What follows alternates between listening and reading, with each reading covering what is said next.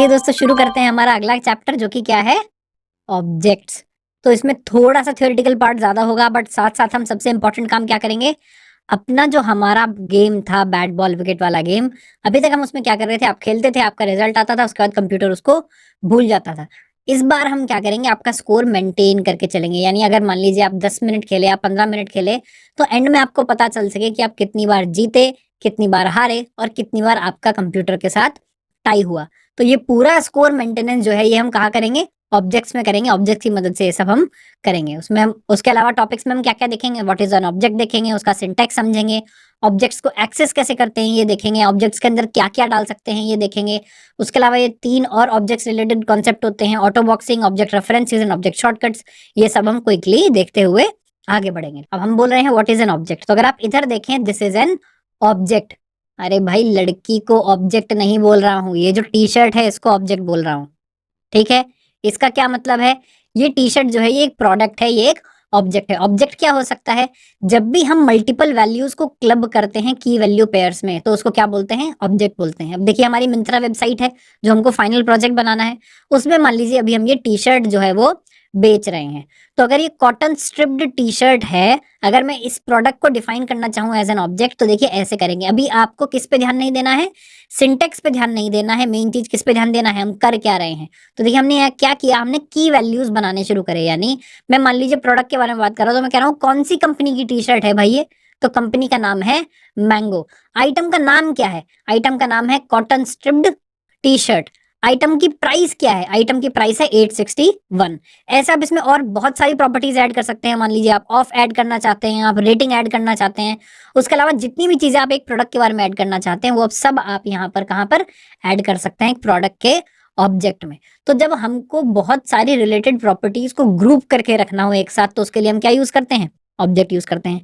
Define कैसे करते हैं, सिर्फ 2 कर्ली ब्रेसेस लगा करके। अगर मैंने कहीं पे भी 2 कर्ली ब्रेसेस स्टार्ट कर दिए हैं, तो उसके अंदर जब मैं की वैल्यू पेयर्स डिफाइन करूंगा तो वो क्या बन जाएगा, एक ऑब्जेक्ट बन जाएगा। ठीक है, एग्जाम्पल आपने देख लिया, प्रोडक्ट के अंदर हमने नेम और प्राइसेस दिए हैं। एक्सेस कैसे करते हैं, डॉट ऑपरेटर को लगाकर इसको एक्सेस किया जाता है, जो हम अभी आगे देखेंगे। ठीक है, मेन बेनिफिट इसका यही है, व्हाट इज एन ऑब्जेक्ट में आपको ये समझना है कि जब रिलेटेड प्रॉपर्टीज को मैं एक साथ रखना चाहता हूं, एक साथ मिलाकर रखना चाहता हूं, तो मैं क्या करूंगा, तो मैं उसको बोलूंगा कि मैं एक साथ मिलाकर इनको एक ऑब्जेक्ट में रख लेता हूँ। ठीक है, अब पहले इसका सिंटेक्स समझते हैं, ऑब्जेक्ट का सिंटेक्स क्या होगा। देखिए यहाँ जैसे दूसरा एग्जांपल है, क्या हमने लिया है यूजर, ये एक यूजर ऑब्जेक्ट बनाने की कोशिश कर रहा है।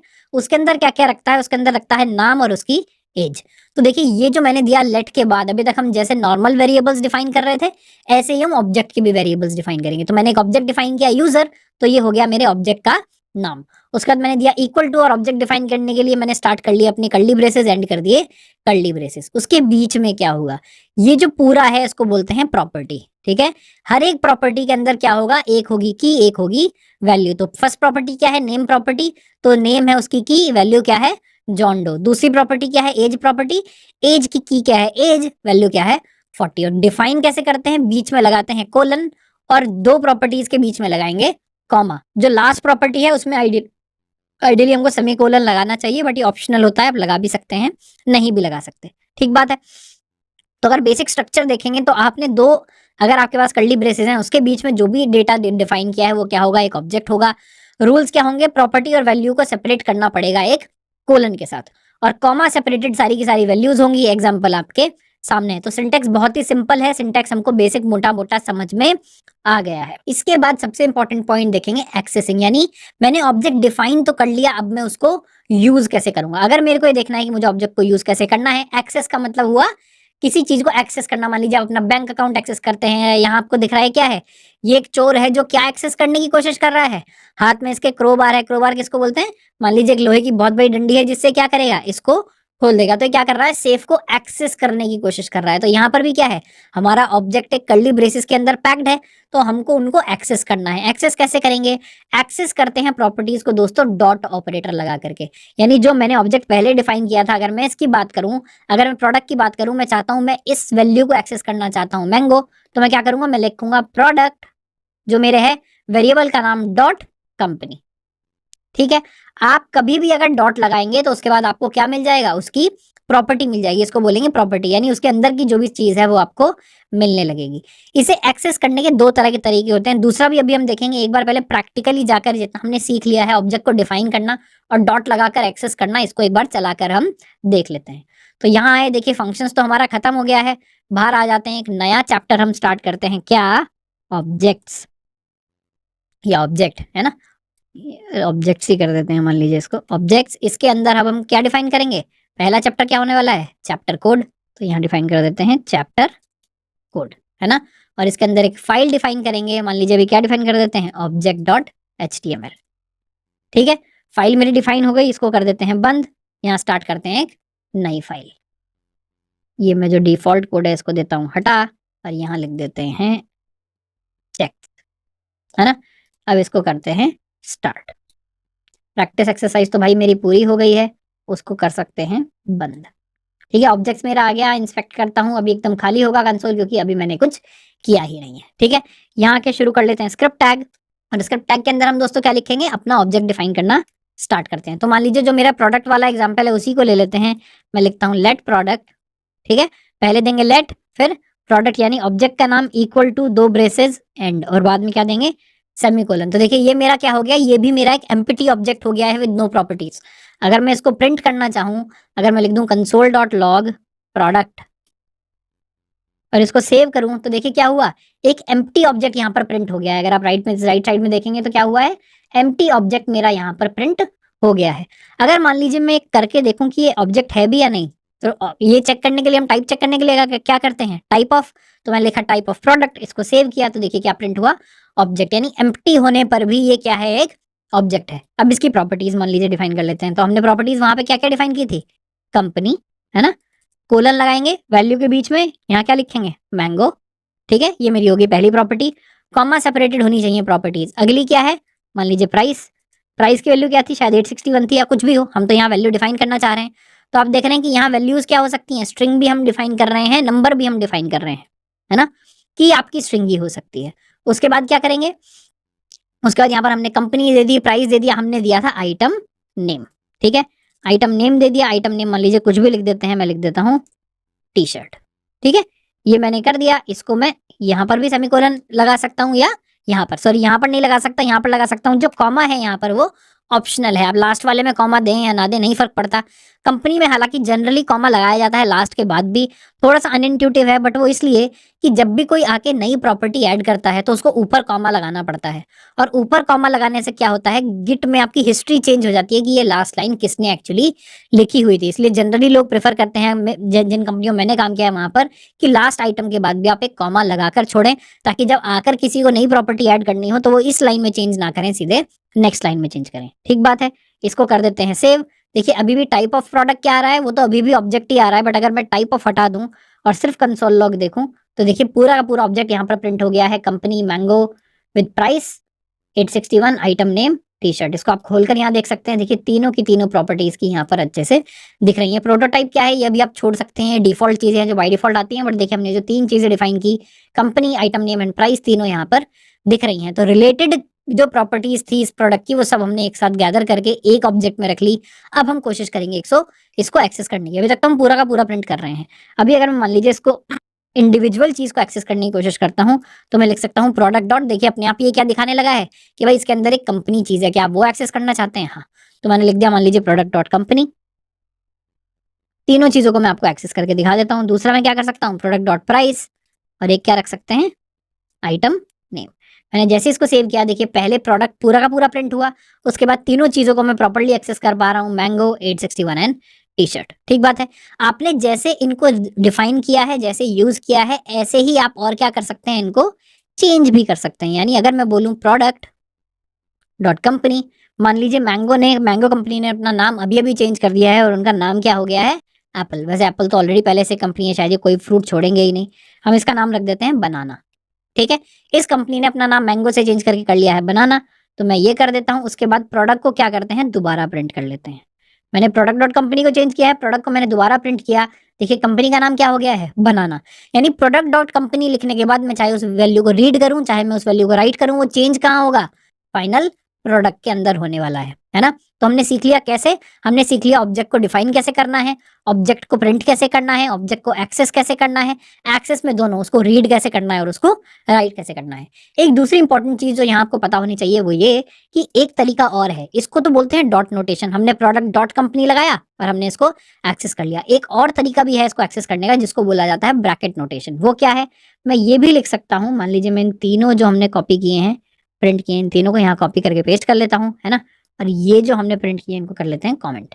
इसको और मैं कैसे एक्सेस कर सकता हूँ, आप इसको ऐसे ब्रैकेट लगाकर भी एक्सेस कर सकते हैं। पर उस केस में जो अंदर आप प्रॉपर्टी पास कर रहे हैं ये किस तरह से पास होती है, एज अ स्ट्रिंग पास होती है। तो मैं बोल रहा हूँ प्रोडक्ट, ऐसे मैंने 2 ब्रैकेट लगाए, अंदर मैंने दिया कोट्स में कंपनी, ठीक है। अब मैं अगर इसको प्रिंट करूँ, इन 2 को फिलहाल मैं कर देता हूँ कमेंट और सेव करूँ, तो देखिए आंसर क्या आया। अच्छा, मैंने तीनों को कमेंट कर दिया गलती से। अगर इन 2 को कमेंट करके करूँ तो आंसर क्या आया, मैंगो, क्योंकि जो हमने एडिट किया था वो तो हमने क्या कर दिया है अभी, वो हमने कमेंट कर दिया है।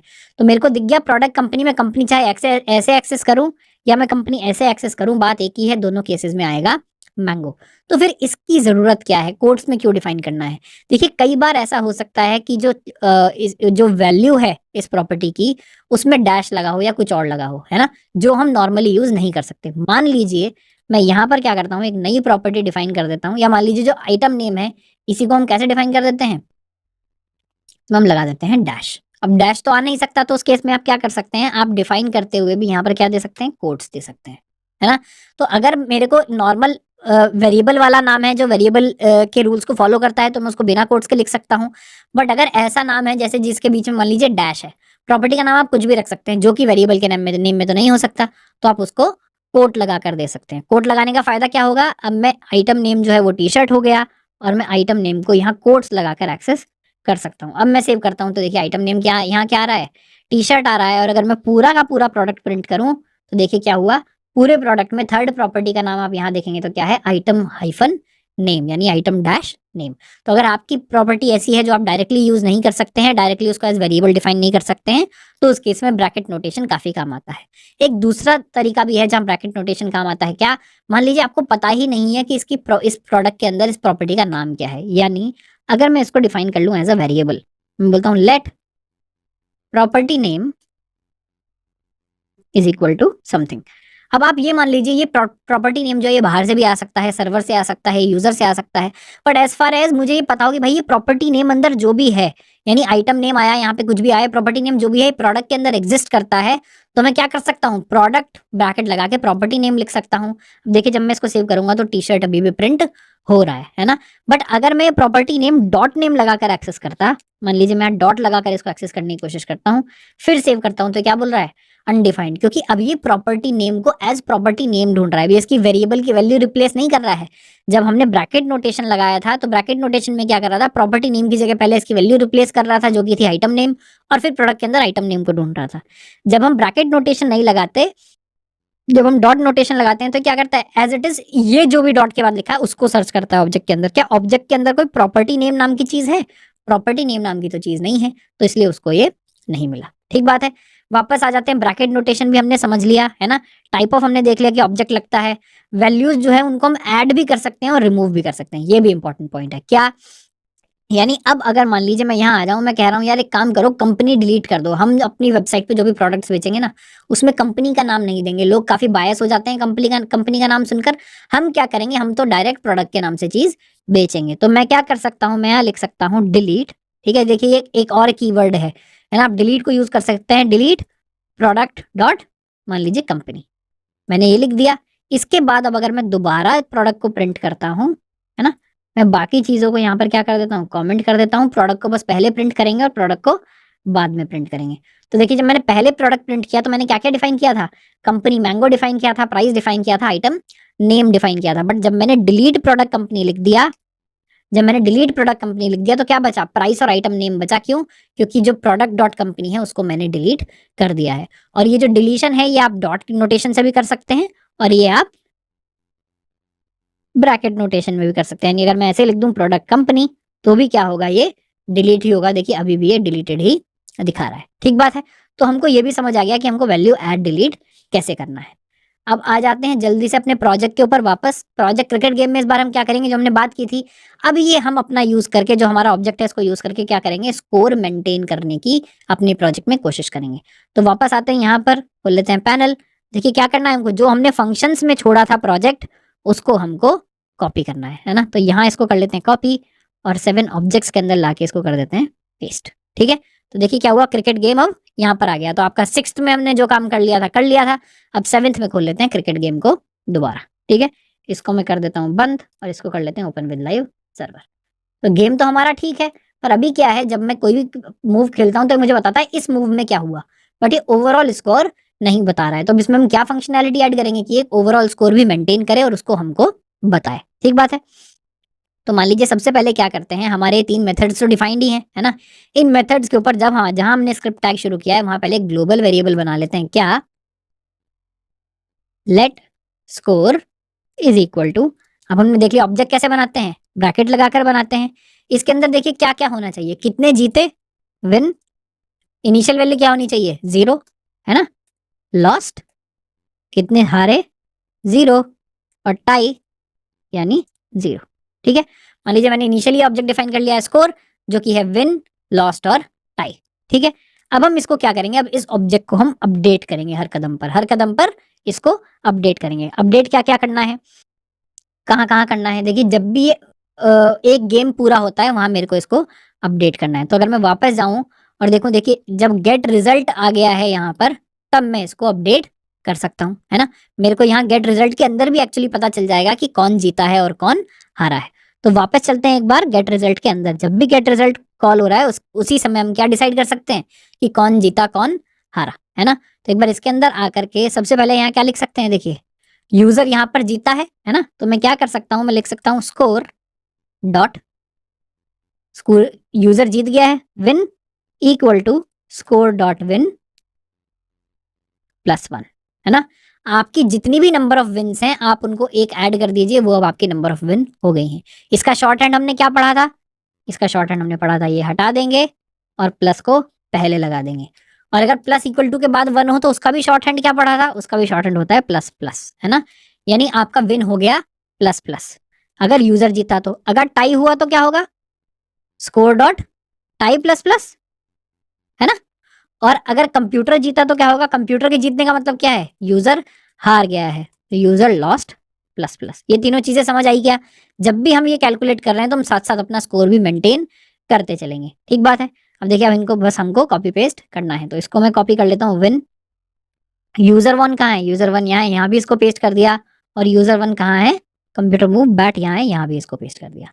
अगला क्या है, टाई, टाई कहाँ कहाँ हुआ है, इट्स अ टाई, यहाँ पेस्ट कर दिया, और इट्स अ टाई यहाँ पेस्ट कर दिया। लास्ट क्या है, लॉस्ट, लॉस्ट हम जब इस वाले केस में कहाँ पर होंगे, जब कंप्यूटर हैज 1 तब लॉस्ट होंगे, जब कंप्यूटर हैज 1 यहाँ लॉस्ट होंगे। ठीक है, तो हमने तीनों बटन्स में हर जगह, यानी एक ही अपने मेथड में हमने हर जगह ये अपडेट कर लिया है कि हम कहाँ जीत रहे हैं कहाँ हार रहे हैं। तो स्कोर अब मेरा ठीक से मेंटेन हो रहा होगा। तो एक काम करते हैं, क्या, जब भी हम शो रिजल्ट कर रहे हैं यहाँ पर हम क्या कर देते हैं, कंसोल लॉग कर देते हैं स्कोर, है ना, और इसको कर देते हैं बंद। ये मैंने कर दिया सेव, इसको कर देते हैं ओके, और इसको कर देते हैं इंस्पेक्ट। तो अब हम देखेंगे कि हमारा स्कोर ठीक से मेंटेन हो रहा है या नहीं हो रहा है। मैं मान लीजिए बैट चूज करता हूँ, मैंने कर दिया, कौन जीता, यूजर 1, तो देखिए मेरा विन क्या आ गया, विन ओके आ गया, विन 1 आ गया, लॉस 0, टाई 0। मैं इस बार बैट बॉल चूज करता हूँ, क्या हुआ, कंप्यूटर ने भी बॉल चूज किया, टाई हुआ, तो देखिए विन भी 1 आ गया, टाई भी 1 आ गया, लॉस्ट 0 आ गया। स्टंप चूज करता हूँ तो क्या हुआ, यूजर कंप्यूटर ने चूज कर लिया बैट, यानी यूजर जीत गया, यानी विन 2 आ गया, लॉस्ट 0 आ गया। एक बार इसको क्लियर कर लेते हैं ताकि आपको दिखे। मैं फिर से बैट चूज करता हूँ तो देखिए क्या हुआ, फिर से मैं जीता 3-0-1, बॉल 3-0-2, कंप्यूटर जीत ही नहीं पा रहा है, कंप्यूटर भी जीत गया। तो देखिए क्या हुआ, विन 3, लॉस्ट 1, टाई 2। यानी मैंने देख लिया मैं अपना ऑब्जेक्ट ठीक से मेंटेन भी कर पा रहा हूँ और मैं अपने ऑब्जेक्ट को ठीक से प्रिंट भी कर पा रहा हूँ। बट ये अलग से कंसोल में प्रिंट करने का कोई मतलब नहीं है, मेरे पास मेथड ऑलरेडी क्रिएटेड है किस चीज का, जो कि मेरा फाइनल रिजल्ट कंप्यूटर को शो कर रहा है। तो क्यों ना मैं इसी अलर्ट में ऐड कर दूं, है ना। तो और ये मेरे को पता है कि कोड्स के अंदर मैं क्या कर सकता हूँ, मल्टी लाइन स्ट्रिंग्स बना सकता हूँ, है ना। तो you have chosen 1, computer choice is this, एक तो यहाँ के बाद रिजल्ट को भी नीचे कर देते हैं, है ना, रिजल्ट को भी हम कर देते हैं नेक्स्ट लाइन में, है ना। कि इस बार का करंट रिजल्ट क्या है, और उससे भी नेक्स्ट लाइन में क्या कर देते हैं, आपका स्कोर प्रिंट कर देते हैं। यानी यहां मैं लिख देता हूं डॉलर, या अलग अलग इसको लिख लेते हैं। यानी मैं बोलता हूं 1, कितने जीते आपने, स्कोर डॉट विन, है ना। उसके बाद लॉस्ट, डॉलर कैसे एक्सेस करेंगे, score dot lost, tie, score dot tie. ठीक है, ये तीनों मैंने यहाँ पर लिख दिए। ये मेरा फाइनल स्ट्रिंग बन के कहाँ चला गया, अलर्ट के अंदर चला गया। ये जो कंसोल लॉग है इसको मैं क्या कर देता हूँ, कमेंट आउट। इसको सेव करते हैं, फिर से चलाते हैं। अब देखिए क्या हुआ, कितना सुंदर यहीं पे आ गया, you have chosen bat, computer choice is bat, it's a tie, 1-0 lost 0 tie 1। Alright, फिर करते हैं ball, you have chosen ball, computer choice is stump, फिर से हम जीत गए, सॉरी इस बार हम जीत गए, तो 1 लॉस्ट 0 टाई 1, है ना। स्टंप दबाया, क्या हुआ, इस बार हम हार गए हैं। कंप्यूटर ने बॉल चूज किया जबकि हमने स्टंप चूज किया था। Computer has one, 1-0, 1-1 lost 1 tie 1। ठीक बात है। तो देखिए यहाँ प्रोजेक्ट में हमने क्या कर लिया है, हमने अपना स्कोर ऑब्जेक्ट यूज करके क्या किया है, अपना स्कोर मेंटेन करना स्टार्ट यहाँ पर कर दिया है। और अब हम जब भी कोई बटन दबा रहे हैं तो हमको ओवरऑल स्कोर पता चल रहा है कि हमने ओवरऑल कितना जीता, कितना हारा। ठीक है, देखिए जब भी हम अभी रिफ्रेश करेंगे तब अब भी रीसेट हो जाएगा। क्यों, क्योंकि पूरा का पूरा पेज हो रहा है रीसेट। जब हम आगे एक और चैप्टर पढ़ेंगे लोकल स्टोरेज वाला, वहां पर हम इसको भी सेव करना स्टार्ट करेंगे। बट अभी जब मैं रिफ्रेश के बाद स्टार्ट करता हूं तो देखिए 0-1-0 यानी जो मेरा पूरा स्कोर है वो रीसेट हो जाता है। ठीक बात है, आ जाते हैं वापस। जो हमारा टास्क था क्रिकेट गेम में वो हमने कर लिया है पूरा। नेक्स्ट चीज देखते हैं, नेक्स्ट चीज क्या है। नेक्स्ट चीज हम ऑब्जेक्ट के अंदर क्या क्या रख सकते हैं, है ना। इनसाइड ऑब्जेक्ट, इनसाइड ऑब्जेक्ट क्या क्या हो सकता है। देखिए हमने सेम एग्जांपल यहाँ पर लिया हुआ है। हमने कंपनी में स्ट्रिंग रख के देखा, कंपनी क्या था, मैंगो स्ट्रिंग था। आइटम नेम, ये भी एक स्ट्रिंग था। प्राइस देखिए ये एक नंबर था, है ना। ये कुछ नया आया है, ये क्या करा, रेटिंग के अंदर एक और ऑब्जेक्ट रख दिया। यानी ऑब्जेक्ट के अंदर ऑब्जेक्ट भी रखा जा सकता है। ऑब्जेक्ट के अंदर अगर आप ऑब्जेक्ट रखेंगे उसको क्या बोलेंगे, नेस्टेड ऑब्जेक्ट। तो देखिए जब मेरे को रेटिंग्स यहाँ पर शो करनी थी कि इस प्रोडक्ट की मेरी वेबसाइट पर रेटिंग्स कितनी है, मैंने उसको रेटिंग को फिर से एक ऑब्जेक्ट बनाया। इसके अंदर क्या लिखा मैंने, कितने स्टार्स हैं इसके, तो मैंने बोला 4.5 स्टार रेटेड है। और नंबर ऑफ रिव्यूज कितने हैं, 87 इसके रिव्यूज हैं। कितनी अच्छी सुंदर बात है। यानी जो मेरा ऑब्जेक्ट है उसके अंदर प्रिमिटिव यानी स्ट्रिंग और नंबर तो हो ही सकते हैं, दूसरे ऑब्जेक्ट्स भी हो सकते हैं। बहुत सुंदर, मजा आ गया। और लास्ट चीज देखिए, हालांकि सिर्फ ऑब्जेक्ट नहीं, फंक्शंस भी हो सकते हैं। Functions are also first class object. JavaScript में जब आप पढ़ते हैं तो फंक्शन भी एक्चुअली एक ऑब्जेक्ट होता है। तो देखिए यहाँ इन्होंने क्या किया, डिस्प्ले फंक्शन कोलन फंक्शन लिखा और ऐसे ब्रैकेट लगाकर फंक्शन को भी इसके अंदर असाइन कर दिया है ना। यानी आप फंक्शन जब लिख रहे हैं तो फंक्शन आप किसी ऑब्जेक्ट के अंदर इस तरह से लिख सकते हैं। यानी ये फंक्शन भी जो है ऑब्जेक्ट के अंदर आ गया। डिस्प्ले प्राइस, ये देखिए प्रोडक्ट की जितनी रिलेटेड चीजें हैं सब प्रोडक्ट के अंदर आती जा रही हैं। अगर आप लोगों में से किसी ने ऊप्स कॉन्सेप्ट्स पढ़े हैं, वहां पर भी क्या होता है कि एनकैप्सुलेशन करके कॉन्सेप्ट होता है। इसका क्या मतलब होता है कि किसी भी चीज की प्रॉपर्टीज, मेथड जो उससे रिलेटेड है वो सब कहाँ होने चाहिए, उसी के पास होने चाहिए। तो यहाँ पर क्या हो रहा है देखिए, इससे रिलेटेड जो भी प्रॉपर्टीज हैं, इससे रिलेटेड जो ऑब्जेक्ट्स हैं, इससे रिलेटेड जो मेथड्स हैं, वो सब यहाँ पर आ रहे हैं। और एक बात याद रखिए, यहाँ पर जब कोई फंक्शन किसी ऑब्जेक्ट के अंदर होता है तो उसको क्या बोला जाता है, उसको मेथड बोला जाता है।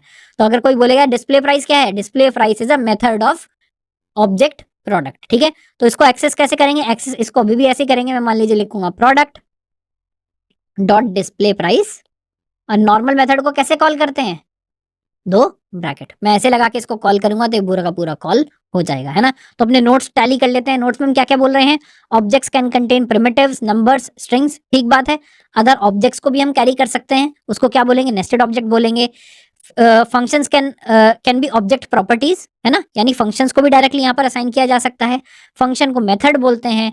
और नल वैल्यू जो हम पहले से पढ़ चुके हैं, इंटेंशनली अगर किसी को असाइन करेंगे तो उसको क्या बोलते हैं, नल बोलते हैं। ठीक बात है। इसके बाद अगला कॉन्सेप्ट जो हम देखेंगे वो है ऑटो बॉक्सिंग। इससे पहले एक बार चलिए इसका एक एग्जाम्पल और करके देख लेते हैं, है ना।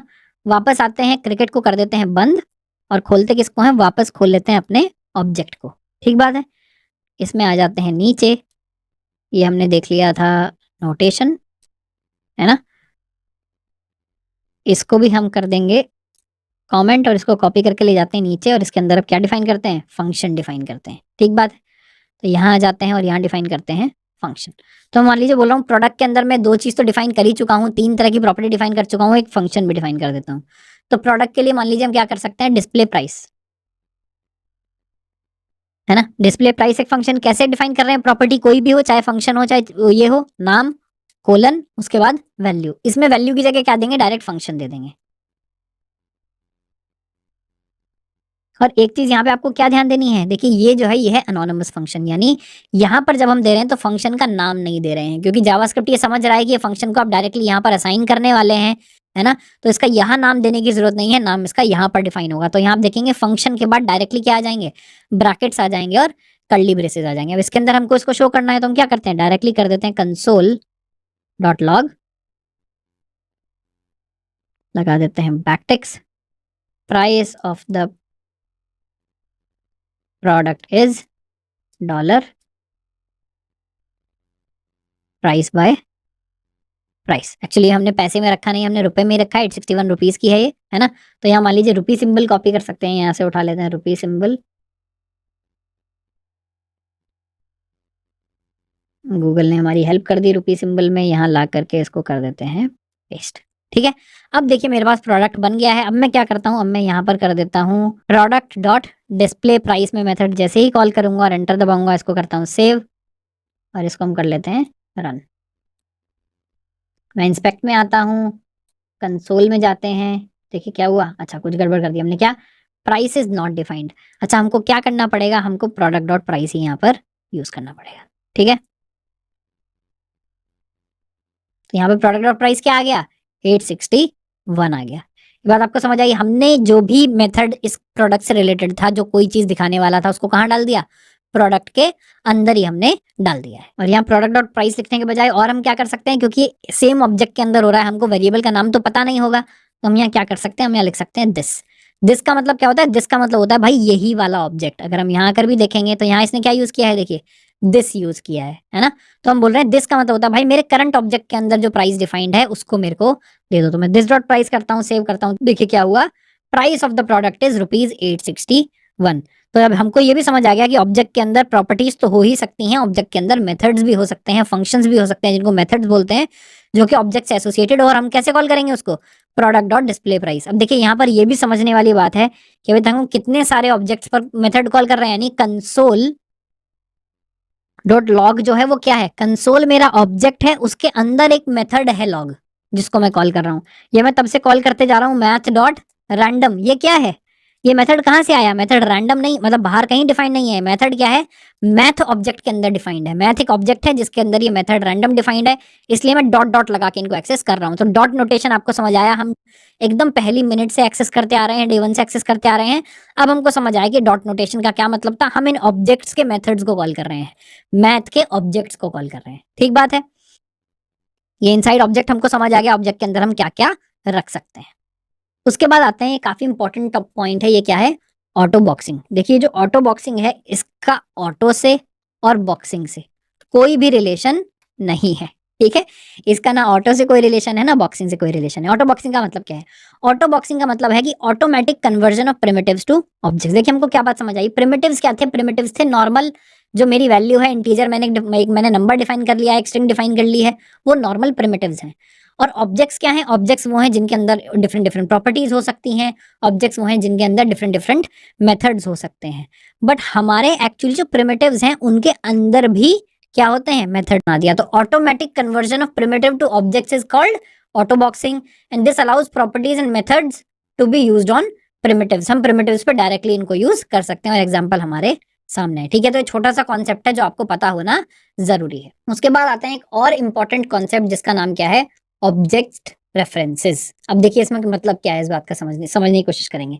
सबसे पहले देखते हैं, सबसे पहला जो हमारा यहाँ पे डायग्राम बना हुआ है, देखिए जब मैं बोलता हूँ लेट नंबर इक्वल टू 10, तो मेमोरी में ये एक्चुअली होता क्या है। तो देखिए क्या होता है, 10 मेमोरी में कहीं जाके तो कोई चीज सेव होती है ना, जो हमारी रैम होती है जिसको मेमोरी बोलते हैं। क्या होगा, वहां पर जाकर कोई चीज सेव होगी, तो वहां मान लीजिए उसने वैल्यू डाल दी 10, और उसका जो एड्रेस है, मेमोरी का एक एड्रेस होता है, उसका एड्रेस किस में दे दिया, नंबर में दे दिया। नंबर को बोल दिया भैया आपकी वैल्यू यहाँ पर पड़ी हुई है। बट जब हम ऑब्जेक्ट कोई क्रिएट करते हैं, मान लीजिए मैंने obj1 क्रिएट किया है, इसमें फर्स्ट नेम क्या है एली, लास्ट नेम क्या है ग्रेटर, तो किसी का नाम मैंने ऐसे ऑब्जेक्ट क्रिएट किया, तो उस केस में क्या होता है, पहले जाके एक ऑब्जेक्ट बनेगा, है ना, उसका रेफरेंस अपनी फिर से एक मेमोरी में आएगा और वो आपको मिलेगा। है ना, क्योंकि यहाँ पर आपको पूरा मेमोरी रेफरेंस जो जो मिलता है वो रेफरेंस मिलता है, यानी पहले ऑब्जेक्ट बनता है, ऑब्जेक्ट का एक रेफरेंस है जो आपके OBJ1 में लिखा होगा। तो अगर OBJ1 यहाँ पर है तो OBJ1 में क्या लिखा होगा, रेफरेंस लिखा होगा आपके एक्चुअल ऑब्जेक्ट का। ये आपको क्यों पता नहीं चलता, क्योंकि जब आप ऑब्जेक्ट यूज करते हो तो जावास्क्रिप्ट उसको ऑटोमेटिकली हैंडल कर लेता है। बट इसका नुकसान और फायदा क्या है, इसका देखिए फायदा क्या होता है, नुकसान क्या होता है।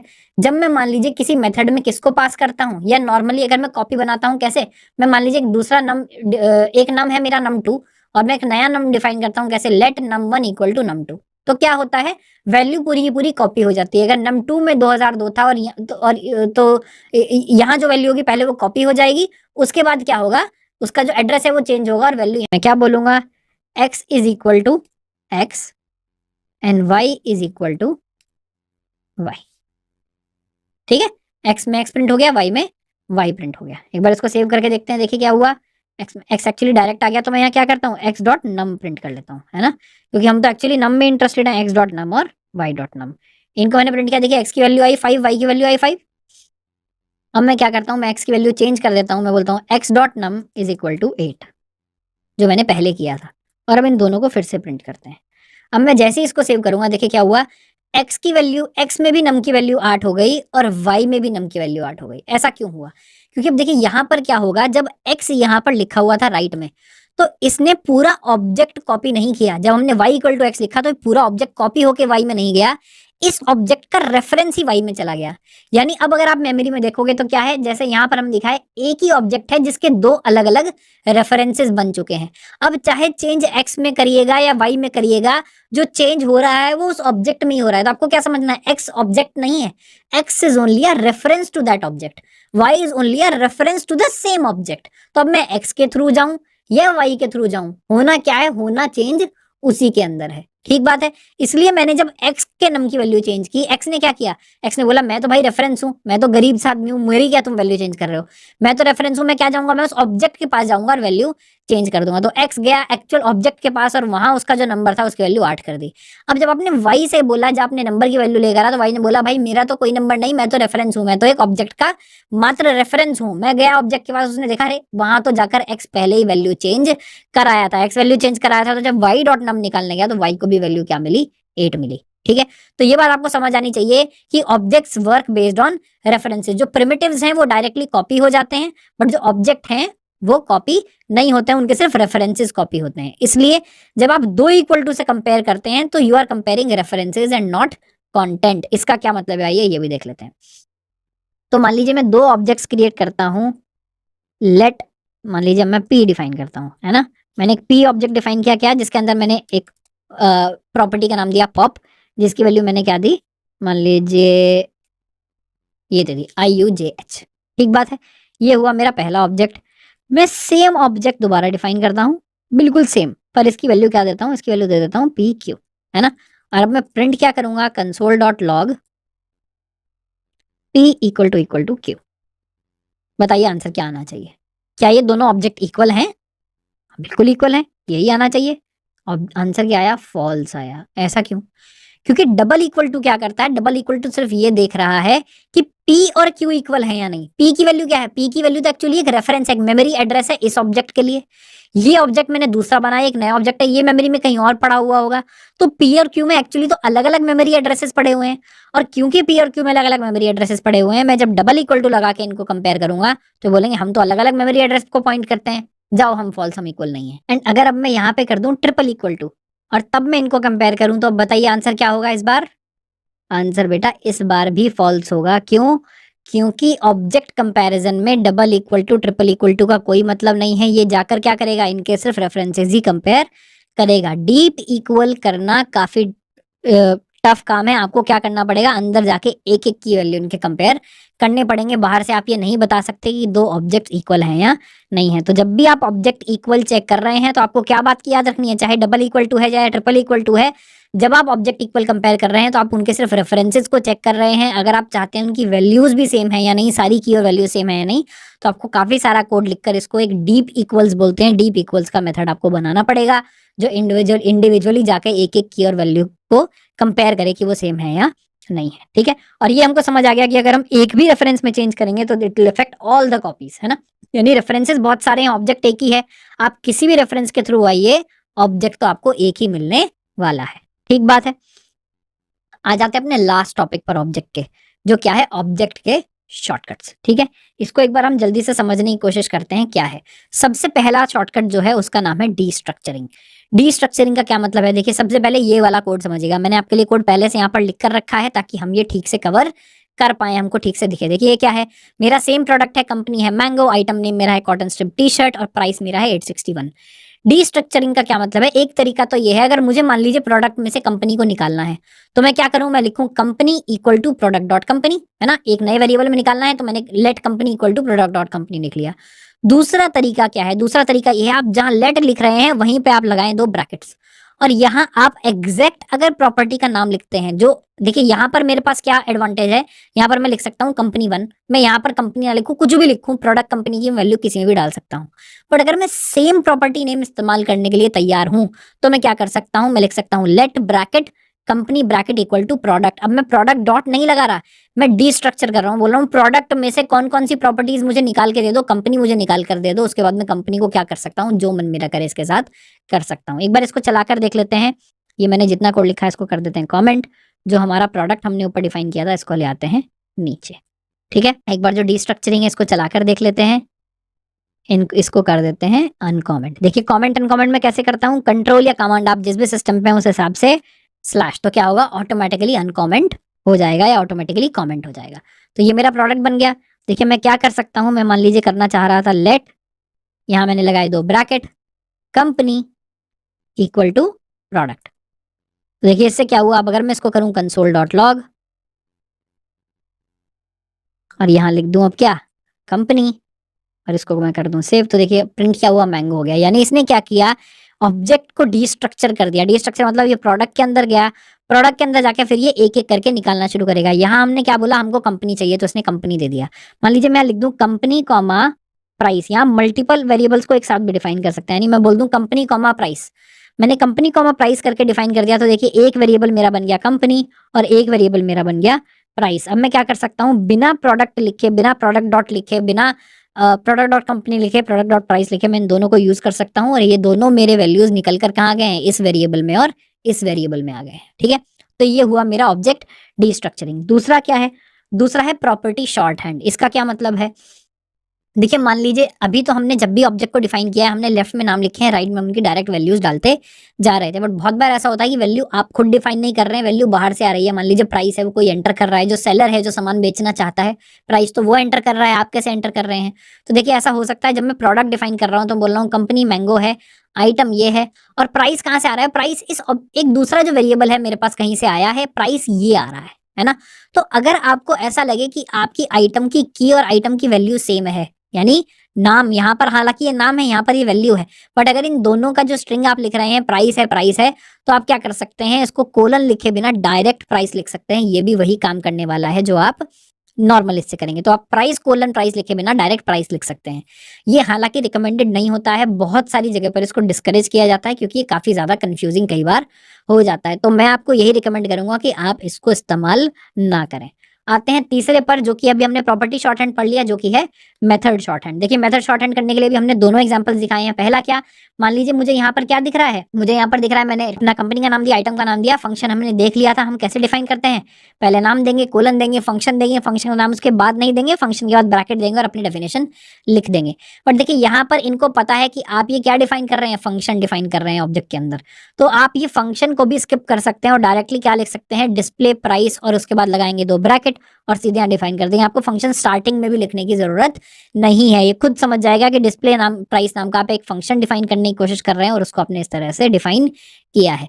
अगेन ये आपकी चॉइस है, आप डिफाइन करना चाहें तो इस तरह से कर सकते हैं, नहीं चाहें तो आपकी इच्छा है अगर आप ना डिफाइन करना चाहें तो। बट ये शॉर्ट हैंड्स हैं जो मैं आपको बताना चाह रहा था। अगर आप कहीं इस तरह का कोड देखें, इन चीजों का पता होना इसलिए जरूरी है कि ऐसा ना हो कि आप कहीं देखें आपको लगे ये तो कोड गलत लिखा हुआ है, ये भी सही सिंटैक्स है। हालांकि रिकमेंड यही किया जाता है कि आप नॉर्मल जिस तरह से लिख रहे हैं, मैंने अमेजॉन माइक्रोसॉफ्ट में दोनों में जावास्क्रिप्ट टाइपस्क्रिप्ट में बहुत काम किया है, ये दोनों शॉर्ट हैंड्स को जनरली यूज नहीं किया जाता है। हालांकि डीस्ट्रक्चरिंग को बहुत हैवीली यूज किया जाता है। आ जाते हैं वापस कहाँ, अपने पुराने प्रोजेक्ट पर, जो क्या है क्रिकेट गेम। और इसमें क्या करेंगे, इस बार हम क्या करने वाले हैं, देखिए जो हमने एक मेथड बनाया था स्कोर को शो करने का, क्या वो स्कोर ऑब्जेक्ट के अंदर नहीं होना चाहिए था? अगर हम एनकैप्सुलेशन प्रॉपर्टी को फॉलो करें तो एक चीज से रिलेटेड जो डेटा है, जो मेथड्स हैं, वो सब वहीं पर होने चाहिए। तो हम अब यहाँ पर जाकर क्या करेंगे, हम जाकर देखेंगे अपना वापस क्रिकेट वाला प्रोजेक्ट और इसको खोल लेते हैं यहाँ पर, है ना। ये देखिए जो स्कोर वाला मेथड है, अगर हम इतना पोर्शन देखें तो ये एक्चुअली बनाना, ये किसका काम होना चाहिए था? ये मेरे स्कोर के अंदर होना चाहिए था। मैं यहाँ क्या करता हूँ, रादर देन मेरे को ये तीनों चीजों को अलग अलग निकालना पड़े, मैं यहाँ से इसको कर लेता हूँ कॉपी और आ जाता हूँ अपने स्कोर ऑब्जेक्ट के अंदर, है ना। मेरा स्कोर ऑब्जेक्ट कहाँ है? यहाँ है। अब मैं क्या करता हूँ, यहाँ एक मेथड डिफाइन करता हूँ। क्या? मैं मान लीजिए मेथड डिफाइन करता हूँ डिस्प्ले स्कोर, ठीक है। मैं मेथड डिफाइन करता हूँ डिस्प्ले स्कोर। कैसे करेंगे? फंक्शन रिटर्न, दो कोट्स लगाते हैं और ये लिख देते हैं। ये मैंने कर दिया। अब इसके बाद मैं क्या कर सकता हूँ, इस मेथड को आकर यहाँ पर डायरेक्टली रख सकता हूँ। अब मेरे को ये पूरा यहाँ डिफाइन करने की जरूरत नहीं है। मैं यहाँ क्या लिखूंगा, एक और लगाऊंगा डॉलर, दो लगाऊंगा ब्रैकेट और मेथड कॉल कर दूंगा डिस्प्ले स्कोर। किसके ऊपर? स्कोर के ऊपर। तो अब देखिए इससे एडवांटेज क्या हुआ, मैं आपको दिखाता हूँ। वैसे तो हमने एक एक्स्ट्रा मेथड बना लिया, क्या ही एडवांटेज हुआ। अब अगर मैं इसको कर रहा हूँ बैट, तो देखिए क्या हुआ, आंसर तो अभी भी सेम आ रहा है, बट इससे क्या हुआ, एनकैप्सुलेशन हुआ। अगर मान लीजिए कल को आपको कोई बोलता है कि यार स्कोर को हम इस तरह से नहीं दिखाएंगे, स्कोर को किसी और तरह से दिखाते हैं, या जहां आपने 1 लिखा है यहाँ विन लिखी है एक्चुअली, या इसको कर दीजिए नंबर ऑफ मैचेस 1, है ना। आपका जो प्रोडक्ट मैनेजर है वो आता है, बोलता है यार ये इसको इस तरह से दिखाएंगे आज के बाद। अब मैं जैसे ही इसको सेव करता हूँ और दोबारा यहाँ पर लगाता हूँ, तो देखिए क्या हुआ, नंबर ऑफ मैचेस, अच्छा मैंने स्पेलिंग गलत कर दी, है ना। इसको मैंने कर दिया सेव। मैं फिर से करता हूँ, number of matches 1-0, lost 1, tie 1। तो इससे क्या होता है, जब आपको कोई बोलेगा भाई स्कोर को चेंज करना है, स्कोर को किस तरह से दिखा रहे हैं वो चेंज करना है, तो आपको ये लगना चाहिए मैं पूरे कोड में कहाँ ढूंढूंगा यार स्कोर को कैसे दिखाते हैं। भाई ढूंढने की जरूरत नहीं है, एक चीज से रिलेटेड डेटा, एक चीज से रिलेटेड मेथड्स एक साथ आपको मिलने वाले हैं। तो अगर आप स्कोर को डिस्प्ले कर रहे हैं तो उसका मेथड कहाँ होना चाहिए, स्कोर के पास होना चाहिए। आप जिसका भी जो काम कर रहे हैं वो मेथड उसके पास होना चाहिए। तो बहुत छोटा सा चेंज था ये, बट इससे क्या है, हमारा कोड धीरे धीरे क्लीन अप होता जा रहा है। ठीक बात है। तो हमने ये काम भी कर लिया, हमने मेथड जो है रिजल्ट का वो हमने मूव कर लिया स्कोर ऑब्जेक्ट के अंदर। तो दोस्तों ये हमने कर लिया अपने प्रोजेक्ट का काम पूरा, है ना। प्रोजेक्ट में हमने ये भी कर लिया। अब देखते हैं इसके बाद क्या है। इसके बाद कुछ नहीं, ऑब्जेक्ट हमारा हो गया है फिनिश। तो हमने देखा ऑब्जेक्ट क्या होता है, ऑब्जेक्ट का सिंटेक्स देखा, ऑब्जेक्ट को एक्सेस कैसे करते हैं, dot notation, bracket notation, object के अंदर हम क्या क्या रख सकते हैं, प्रॉपर्टीज रख सकते हैं, मेथड्स रख सकते हैं, प्रिमिटिव्स हो सकते हैं, ऑब्जेक्ट और दूसरे ऑब्जेक्ट्स हो सकते हैं, है ना। ऑटो बॉक्सिंग हमने देखा कैसे नॉर्मल स्ट्रिंग्स पे, इंटीजर पे बहुत सारे मेथड्स हमको मिल जाते हैं। ये रेफरेंस हमने देखा कि कैसे अगर हमने ऑब्जेक्ट की कॉपी भी बनाने की कोशिश की तो वो कॉपी सिर्फ रेफरेंस की बनी, ऑब्जेक्ट की बाय डिफॉल्ट कॉपी नहीं बनती है। और अगर हम डिफरेंट रेफरेंसेस से भी चेंज कर रहे हैं तो सेम ऑब्जेक्ट ही चेंज होता है। और उसके बाद हमने शॉर्टकट्स देखे, डीस्ट्रक्चरिंग देखा, प्रॉपर्टी शॉर्ट हैंड देखा और मेथड शॉर्ट हैंड देखा। तो चलिए जल्दी से चलते हैं इसकी एक्सरसाइज की तरफ। अगेन एक्सरसाइज में आप बोलेंगे बार बार सर आप यही बात बोल रहे हैं, बट बेटा एक्सरसाइज में क्या करना है खुद से करना है।